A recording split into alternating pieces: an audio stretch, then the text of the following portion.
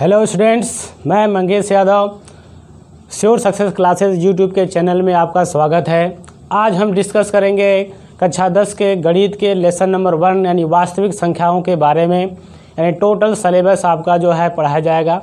तो उसमें सबसे पहले जो है वास्तविक संख्याओं के बारे में पढ़ना है। तो टोटल जो इतनी सारी संख्याएं होती हैं उनके बारे में सबसे पहले डिस्कस कर लेते हैं, फिर चैप्टर पे हम चलते हैं। ठीक है, तो थोड़ा देखते हैं। पहले हमने यहाँ पे लिखा है नेचुरल नंबर्स, जिसको कहा जाता है प्राकृतिक संख्याएं। ठीक है, इसको आप पढ़े होंगे पिछली कक्षाओं में, एक बार हमने फिर से रिवाइज किया है क्योंकि इस चैप्टर में आपको इन सबसे रिलेटेड आपको संख्याएं मिलेंगी, इसलिए इन सब का नॉलेज आपको होना चाहिए। ठीक है, तो पहले हमने लिखा है नेचुरल नंबर्स यानी प्राकृतिक संख्याएं। अब प्राकृतिक संख्या आप जानते हैं, 1 से लेके 1 2 3 4 5 6 7 8 9 ये अनंत तक जितनी भी सारी संख्याएं हैं वो कौन सी संख्या होती हैं? प्राकृतिक संख्या होती हैं। 1 2 3 4 5 डॉट डॉट करके। ठीक है, उसके बाद दूसरी आपकी संख्या है होल नंबर, जिसको कहा जाता है पूर्ण संख्याएं। ठीक है, जब प्राकृतिक संख्याओं में हम जीरो इंक्लूड कर देते हैं, जीरो उसमें लगा देते हैं, तो वो संख्याएं टोटल आपकी क्या बन जाती हैं? पूर्ण संख्या, जिसको हम कहते हैं होल नंबर्स। हाँ, एक बात और यहाँ पे आप याद रखेंगे, जो इनका जो प्रदर्शित है इसको प्रदर्शित करते हैं। जैसे नेचुरल नंबर को हम एन से प्रदर्शित करते हैं। ठीक है, होल नंबर है, होल नंबर को हम डब्ल्यू से प्रदर्शित करते हैं, इसको डब्ल्यू से। यानी जो नेचुरल नंबर है उसमें हम जीरो इंक्लूड कर देंगे, यानी 1 2 3 4 डॉट डॉट, ये आपकी प्राकृतिक संख्या हो गई। इसमें हमने जीरो भी इंक्लूड कर दिया, तो ये आपका क्या हो गया? होल नंबर्स यानी पूर्ण संख्या हो गई। ठीक है, इसके बाद देखते हैं आगे जो है आपका क्या है? इंटीजर। इंटीजर को हिंदी में कहते हैं पूर्णांक। ये आपका एक इम्पोर्टेंट है, टॉपिक है। तो इंटीजर को हम पूर्णांक कहते हैं, यानी जितनी सारी संख्याएं पॉजिटिव हो, निगेटिव हो और जीरो। यानी यहाँ पे एग्जांपल के तौर पर हम लिख दे रहे हैं 0 1 2 3 डॉट डॉट, इधर आपका -1 -2 -3 डॉट डॉट। ठीक है, यानी ये सभी संख्याएं जो हैं वो पूर्णांक में आती हैं। ठीक है, और इसमें से जो आपका जीरो के इधर, ठीक है, +1 +2 +3 जो है संख्याएं हैं, इसको कहा जाता है पॉजिटिव इंटीजर यानी धनात्मक पूर्णांक। ठीक है, और जो माइनस वाली संख्याएं -1 -2 -3 इनको कहा जाता है ऋणात्मक पूर्णांक। ठीक है, इसको प्रदर्शित किया जाता है जेड से, कहीं पर जेड से प्रदर्शित करते हैं और कहीं पर ज़्यादातर आई से ही प्रदर्शित करते हैं। ठीक है, आई फॉर इंटीजर।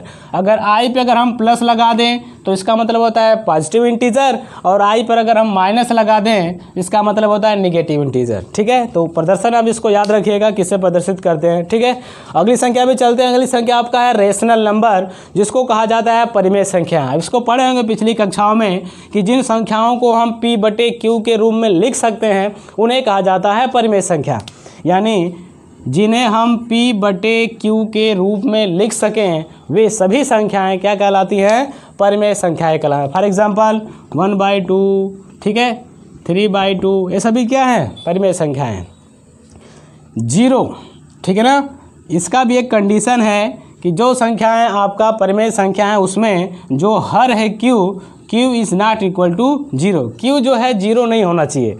अगर Q आपका 0 होगा, 0 से इस संख्या में डिवाइड करेंगे तो आपका इनडिफिनिट यानी अनंत आता है, जो आपके रेशनल नंबर में नहीं आता। ठीक है, तो हर जो है वो 0 नहीं होना चाहिए। अंश में अगर 0 है तो आपका जो है परिमेय संख्या कहलाएगी। जैसे 0/1 या 0/4 ये आपका परिमेय संख्या है, लेकिन 4/0 लिख दें तो ये आपका परिमेय संख्या नहीं होगी। ठीक है, तो इसको याद रखेंगे परिमेय संख्या।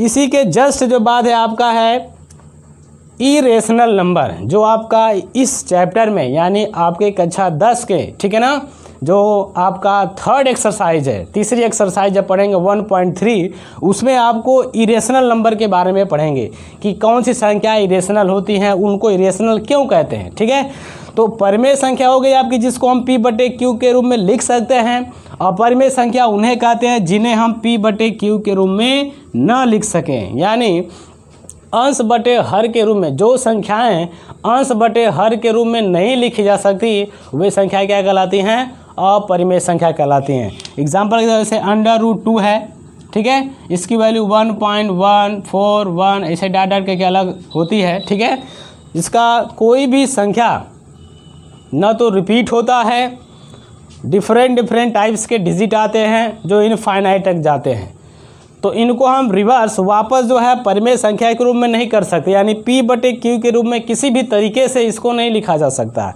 तो ये आपका क्या कहलाती हैं? अपरिमेय संख्या। पाई आप जानते होंगे, पाई आपका कौन सी संख्या है? एक अपरिमेय संख्या है, ठीक है।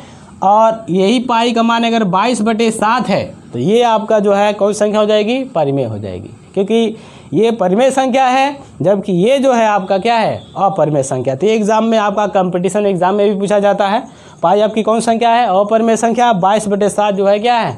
परिमेय संख्या, हालांकि इसका मान ही है 22/7, ठीक है। अब इसको डिवाइड करेंगे तो इसकी जो संख्याएं आती हैं अभी आपका एक्सरसाइज में पढ़ेंगे, ठीक है। 4th एक्सरसाइज 1.4 में आप पढ़ेंगे, उसमें 2 प्रकार के आपके डिजिट होते हैं। एक टर्मिनेटिंग डेसिमल एक्सपेंशन होता है, एक नॉन टर्मिनेटिंग डेसिमल एक्सपेंशन, यानी शांत आवर्त दशमलव, एक आपका अशांत अनावर्त दशमलव। उसके बारे में जब पढ़ लेंगे तो आपको ये परिमेय संख्या और अपरिमेय संख्या आपकी क्लियर हो जाएगी, ठीक है। तो एक्सरसाइज भी चलेंगे अभी, उससे पहले इनको देख लेते हैं। अगला आपका जो है रियल नंबर, जिसको कहा जाता है वास्तविक संख्या, ठीक है। वास्तविक संख्या किसे कहते हैं? यानी जिन परिमेय और अपरिमेय, यानी परिमेय और अपरिमेय मिला के जो संख्याएं होती हैं वो कौन से होती हैं? अपरिमेय संख्या। यानी अपरिमेय संख्याओं में ये सभी संख्याएं आ जाती हैं, ठीक है। जैसे नेचुरल नंबर था, नेचुरल नंबर होल नंबर बना, इसमें 0 इंक्लूड हुआ। जितनी सारी ऊपर से आप नीचे संख्याएं आ रहे हैं ना, उसमें अलग अलग चीज़ें जुड़ रही हैं, लेकिन उससे पिछली वाली चीज़ें उसमें मौजूद हैं। जैसे कह सकते हैं कि एवरी नेचुरल नंबर, ठीक है, आर होल नंबर्स। ये आपका सही है कि सभी नेचुरल नंबर्स क्या होते हैं? होल नंबर्स होते हैं। But every whole numbers are not natural number, यानी सभी होल नंबर्स नेचुरल नहीं होते। जैसे 0 आपका नेचुरल नंबर नहीं है, ठीक है। उसी तरह ये भी देख सकते हैं कि every whole numbers are integer, सभी होल नंबर्स इंटीजर होते हैं, लेकिन every integer are not whole number, यानी सभी इंटीजर होल नंबर्स नहीं होते।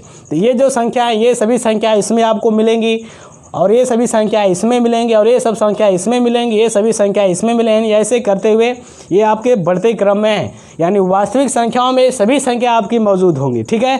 वास्तविक संख्या जो परिमेय हो, अपरिमेय हो, पूर्णांक हो, होल नंबर हैं, पूर्ण हो, प्राकृतिक हो, सभी संख्याएं आती हैं, ठीक है। और ये आपकी इसकी एक्सरसाइज जो रियल नंबर की 1.3 है, ठीक है। उसमें इसके बारे में और डिस्कस करेंगे डिटेल में। अगला आपका है कॉम्प्लेक्स नंबर। जानकारी के लिए लिखें, अभी इसका आपका यूज़ नहीं है, आगे क्लास में जाएंगे 11th क्लास में तो आपको यहाँ पर मिलेगा कि कॉम्प्लेक्स नंबर क्या होता है, जिसको कहते हैं सम्मिश्र संख्याएँ। इसका रूप हम दिखा दे रहे हैं, थोड़ा सा नॉलेज आप रखिएगा। कॉम्प्लेक्स नंबर जो होता है a+i × b के रूप में होता है, जिसमें आपका जो a है एक वास्तविक भाग होता है और b जो है एक काल्पनिक भाग होता है, ठीक है। वास्तविक और काल्पनिक भाग का जो पार्ट है ये, इसी को कहा जाता है सम्मिश्र संख्या। अब इसके बारे में आप 11th क्लास पढ़ेंगे, फिलहाल अभी यहाँ तक पढ़िए, ठीक है। आगे कुछ संख्याओं के बारे में यहाँ पे लिखा है कि संख्याओं का नेचर के आधार पर संख्याएं कैसी होती हैं। जैसे सम संख्या, या पढ़े होंगे, जो संख्याएं 2 से डिवाइड हो जाती हैं उसे हम क्या कहते हैं? सम संख्या। जैसे 2, 4, 6, 8, 10, 0, -2, -4, -6, क्योंकि जो सम की डेफिनेशन है कि जो संख्या 2 से डिवाइड हो जाए वो सब संख्याएं जो होती हैं सम होती हैं। तो माइनस वाली भी डिवाइड हो सकती हैं, 0 भी डिवाइड होगा, प्लस भी डिवाइड होगा, ठीक है। लेकिन 1, 3, 5 ये सब आपका सम संख्या नहीं है, ठीक है। दूसरा आपका है ओड नंबर या ऑड नंबर, जिसको कहते हैं विषम संख्याएं, यानी वे संख्याएं जो 2 से डिवाइड ना हो, 2 से ना कटे, उसे कहते हैं विषम संख्या। जैसे 1, 3, 5, ठीक है। प्राइम नंबर, इसको आप याद रखेंगे, प्राइम नंबर, कंपोजिट नंबर, ये आपका इंपॉर्टेंट है। आपके फर्स्ट एंड सेकेंड एक्सरसाइज में 1.1 में भी इसका यूज होगा, थोड़ा 1.2 में भी होगा, 1.4 में भी होगा, ठीक है। तो इसको याद रखेंगे, प्राइम नंबर जिसको कहा जाता है अभाज्य संख्या। आप पढ़े होंगे पिछले कक्षा में कि जिन संख्याओं के केवल 2 गुणनखंड होते हैं, एक होता है, दूसरा वो संख्या स्वयं होती है। जैसे एग्जांपल के तौर पर हम यहाँ पे 1 लिख दें, 3 लिख दें, 5, 7, 11, 17, ठीक है। ये ऐसी संख्याएं हैं जिसका गुणनखंड अगर आप करें फैक्टर, ठीक है, तो केवल 2 संख्याएं मिलेंगी, एक मिलेगा और दूसरा खुद वो संख्या मिलेगी। एक को भी हम पेंडिंग में डालते हैं। 17 को देखते हैं, 17 आपका इसके 2 फैक्टर हैं, यानी 1 है और क्या है आपका 17, यानी 2 संख्याओं से डिवाइड होगा, इसके 2 फैक्टर हैं, एक होगा, एक 17 होगा। 11 को लेते हैं तो इसमें भी वही आपका 1 होगा और क्या होगा 11 होगा। यानी ऐसी संख्या है जिसके पास केवल दो फैक्टर हो, दो गुणनखंड, एक हो, दूसरा वो संख्या खुद हो, तो वो आपका कहलाता है प्राइम नंबर यानी अभाज्य संख्या। लेकिन एक जो है, एक आपका प्राइम नंबर नहीं है, क्योंकि एक के कोई दो फैक्टर नहीं है, एक का केवल एक ही फैक्टर, एक ही होता है। ठीक है, तो ये आपका प्राइम नंबर में नहीं आता, अभाज्य संख्या में। ठीक है, उसके बाद आपका है कंपोजिट नंबर। कंपोजिट नंबर किसे कहते हैं? भाज्य संख्या, यानी जिन संख्याओं के दो से अधिक गुणनखंड हो, यानी जैसे इनके दो फैक्टर आपके बन रहे हैं, ऐसे ही किसी संख्या के दो से अधिक फैक्टर हैं तो वो आपकी संख्या क्या कहलाती है? भाज्य संख्या। एग्जाम्पल के तौर पर आप देख सकते हैं, एक हमने संख्या यहाँ पे लिखा 2, 4, 9, 12 ले लिया। ठीक है, तो सबसे पहले 12 को आप देखते हैं, 12 के कितने गुणनखंड हो सकते हैं? 12 किससे किससे डिवाइड होगा? 1 से होगा, 2 से होगा, 3 से होगा, 4 से होगा, 6 से होगा, 12 से होगा। बहुत सारे फैक्टर बन गए, 2 से अधिक फैक्टर हो गए इसके। 9 का अगर आप करना चाहें तो 1 से कटेगा। ठीक है, 3 से भी डिवाइड होगा 9 से, 2 से अधिक फैक्टर इसमें 3 है। ठीक है, 4 का अगर आप चेक करना चाहें 1 होगा, 2 होगा और 4, 2 से अधिक फैक्टर हैं। तो जिन संख्याओं के 2 से अधिक फैक्टर यानी एक और वो संख्या खुद इससे अधिक फैक्टर उसके हैं गुणनखंड, तो वो संख्याएं कहलाती हैं कंपोजिट नंबर। लेकिन 2 को अगर देखा जाए तो 2 के केवल 2 ही होते हैं, 1 और 2। ठीक है, 1 और 2, तो ये आपका कौन संख्या हो गई? ये आपका भाज्य नहीं, ये क्या हो गई? आपकी अभाज्य संख्या हो गई। ठीक है ना, 2 क्या आपका है? अभाज्य है। और एक ये भी कह सकते हैं 2 एक समभी संख्या है, यानी 2 एक इकलौती ऐसी संख्या है जो सम भी है और अभाज्य भी है। बाकी ऐसी कोई संख्या नहीं जो सम भी हो और क्या हो? अभाज्य हो। लेकिन 2 एक ऐसी संख्या है जो सम है और अभाज्य, ये भी आपका एग्जाम में पूछा जाता है। ठीक है, और एक क्या है? एक न तो भाज्य है न तो अभाज्य है, यानी भाज्य वाली कंडीशन को भी एक पर अप्लाई नहीं होती है, अभाज्य वाली कंडीशन भी एक पर अप्लाई नहीं होती है। तो एक जो है न तो भाज्य है न तो अभाज्य है, लेकिन 2 जो है एक सम अभाज्य संख्या है। ठीक है, तो ये सारी संख्याओं के बारे में आपको जानकारी रखनी है। अब आपके चैप्टर पे चलते हैं, चैप्टर में आपको पढ़ना क्या है। ठीक है, पहली एक्सरसाइज जो आपका यूक्लिड एल्गोरिथम थ्योरम है, यूक्लिड एक मैथमेटिशियन थे, उनके अनुसार जो है किसी भी संख्या का हम HCF कैसे निकालते हैं, LCM कैसे निकालते हैं। उसके बाद दूसरी एक्सरसाइज में आप पढ़ेंगे प्राइम फैक्टर द्वारा, यानी अभाज्य गुणनखंड विधि द्वारा आपको HCF फाइंड करना होगा, LCM फाइंड करना होगा।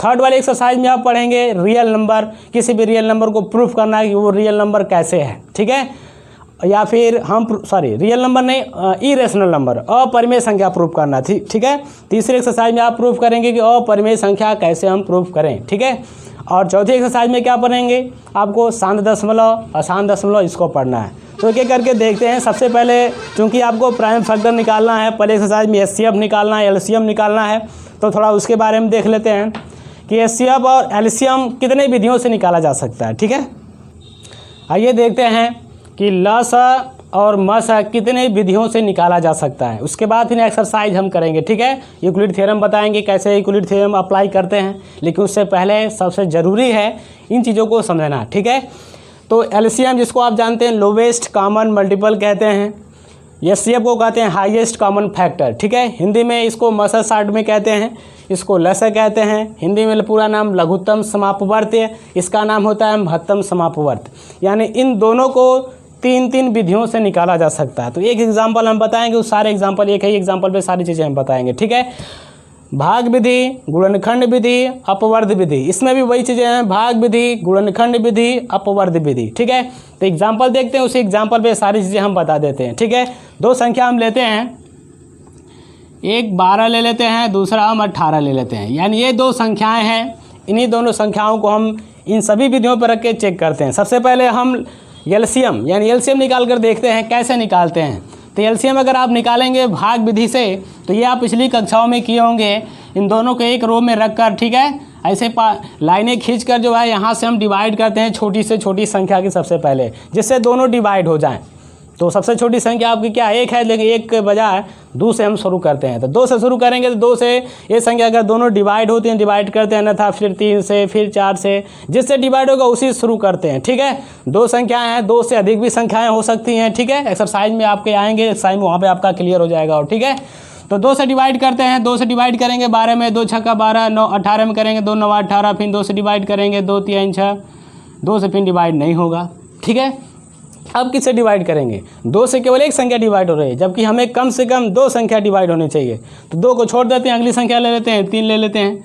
3 दूना 6, 3 त्रिके 9। अब नीचे आपकी 2 संख्या ऐसी मिल गई, 2 और 3, जो डिवाइड होंगी नहीं। अब यहाँ पे हम जब एलसीएम निकालेंगे, लसा यानी एलसीएम, तो क्या करते हैं, इसका गुणा करेंगे 2 इंटू, फिर इसका 3 इंटू, ये जो संख्या है इनका भी मल्टीप्लाई कर देते हैं, 2 इंटू 3। अब सबको मल्टीप्लाई कर दीजिए, 2 तिहाई 6 दूना 12, 12 तिहाई 36, यानी 36 जो क्या हो गया आपका एलसीएम हो गया। 12 और 18 का लस आपका 36 हो गया, और 12, 18, 36 में आपका डिवाइड हो जाएगा। ठीक है।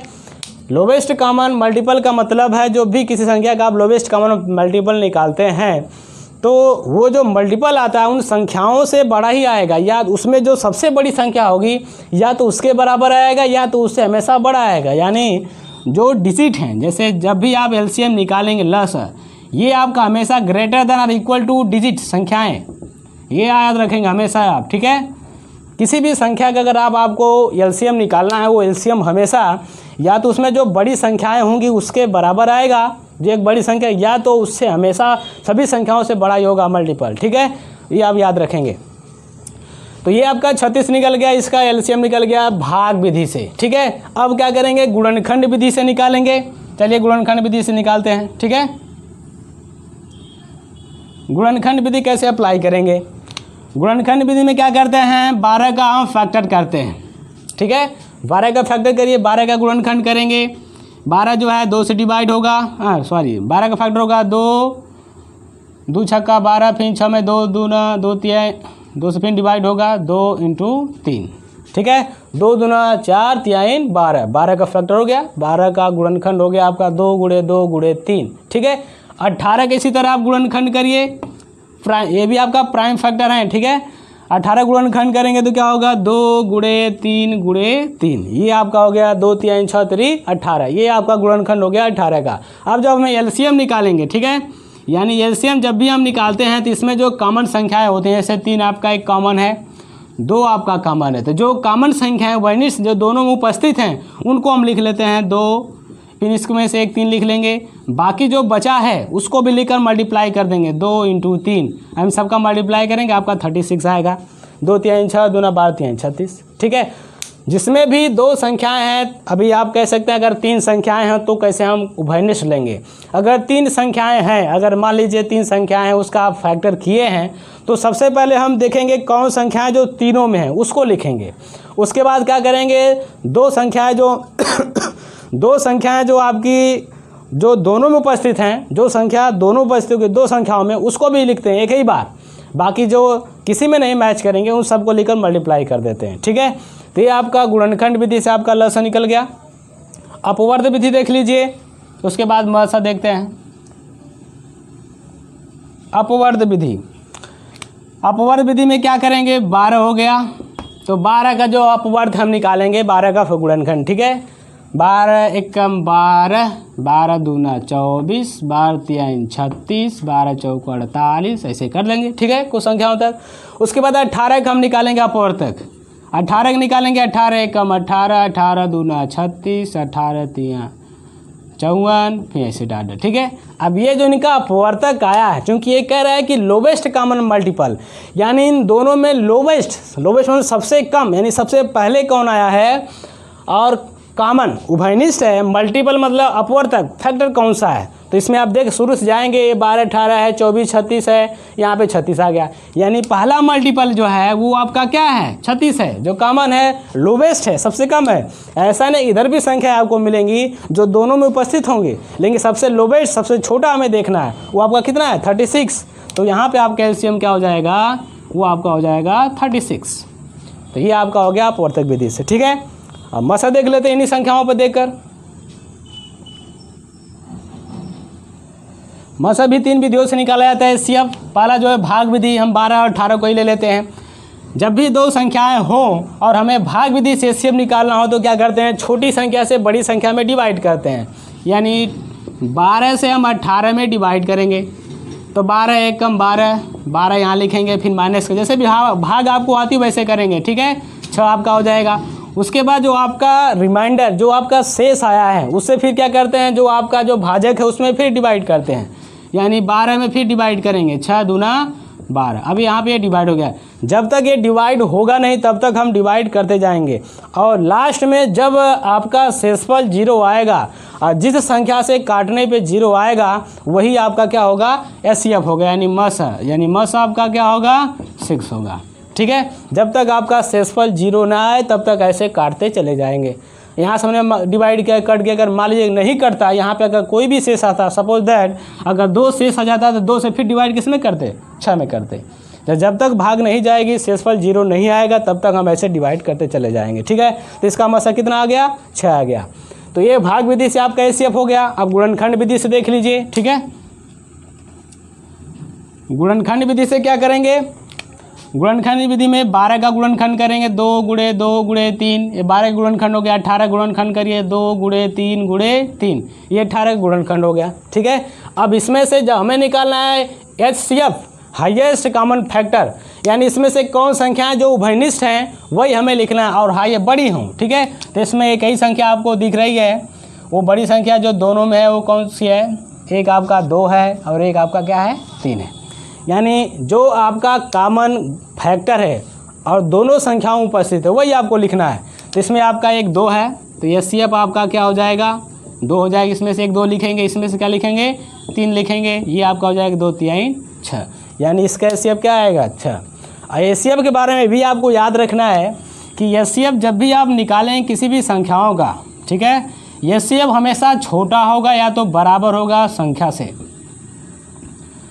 से नहीं बड़ा हो सकता है। जो भी संख्याएं दी रहेंगी एचसीएफ या तो उसमें जो छोटी संख्या होगी उसके बराबर होता है या फिर सभी संख्याओं से छोटा होता है, जिससे उन संख्याओं में डिविजिबल हो, डिवाइड हो जाए। 6 से आप भाग करेंगे 12 में, 6 दूना 12, 6 से 18 भाग 6 3 18, कट जाना चाहिए सभी संख्याएं। ठीक है, तो ये 6 आपका एचसीएफ हो गया। एक विधि और बची आपकी अपवर्त विधि, उसको देख लीजिए। अपवर्त विधि में क्या करना है, 12 हो गया ये, तो 12 किन किन संख्याओं से आपका डिविजिबल है, किन किन संख्याओं से डिवाइड हो सकता है आपका, 1 से, 2 से, 3 से भी डिवाइड होगा, 4 से भी होगा, 6 से भी होगा और फिर किससे होगा, 12 से होगा। ठीक है, 18 का भी ऐसे फैक्टर निकालिए, किस संख्या डिविजिबल है 18, 1 से होगा, 2 से होगा, 3 से होगा, 4 से नहीं होगा डिवाइड, 5 से नहीं, 6 से होगा, फिर 9 से होगा, फिर आपका 18 से होगा। तो चूंकि ये आपका है एचसीएफ हाईएस्ट कॉमन फैक्टर, यानी हाईएस्ट मतलब सबसे बड़ी संख्या जो कॉमन हो और फैक्टर इसका हो, जिसमें सबसे बड़ी संख्या देखिए 2 दोनों में है, 3 भी है, लेकिन हमें हाईएस्ट देखनी है सबसे बड़ी संख्या, और सबसे बड़ी संख्या क्या आपका है, 6 है। ठीक है, इसके बाद कोई संख्या ऐसी नहीं जो दोनों में हो सबसे बड़ी हो, तो यहाँ पे इसका मस आपका क्या हो जाएगा, एचसीएफ, यहाँ पे एचसीएफ आपका हो जाएगा 6। ठीक है, इस प्रकार एचसीएफ और एचसीएफ आपने फाइंड कर लिया। अब आपका एक्सरसाइज है, एक्सरसाइज में आपका यूक्लिड थ्योरम है। यूक्लिड थ्योरम हम कैसे अप्लाई करेंगे, अगर आपको भाग विधि से एचसीएफ निकालने आता है, भाग विधि से एचसीएफ अगर आप निकाले हैं तो यूक्लिड थ्योरम से आप आसानी से भाग विधि से जो है आप निकाल सकते हैं किसी भी संख्या का एचसीएफ। ठीक है, तो अगले वीडियो में जो है आपको हम एक्सरसाइज बताएंगे यूक्लिड थ्योरम से कैसे अप्लाई करके जो है किसी भी संख्या का हम एचसीएफ फाइंड करेंगे, फिर अगले एक्सरसाइज में चलेंगे। ठीक है, तो हमारे चैनल को जल्द से जल्द सब्सक्राइब करें, लाइक करें, कमेंट करें, जितना ज़्यादा से ज़्यादा हो सके शेयर करें। ठीक है, तब तक के लिए धन्यवाद।